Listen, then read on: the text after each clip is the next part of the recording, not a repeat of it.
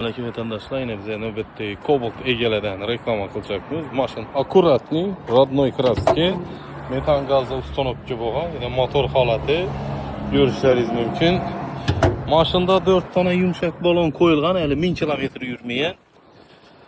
İşte şumke, ayak teleri, evakor polik, çikolla döşelgen, barlaba, maşını antiradarlarından kaldıradı, gesi video registratör.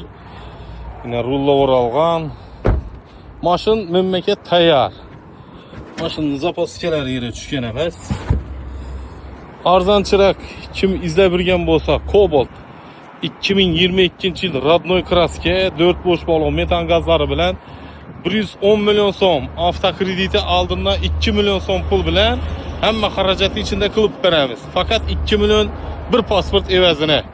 Kime şu maşınımız kızık olsa avtosentra müracaat kılaverasizlar.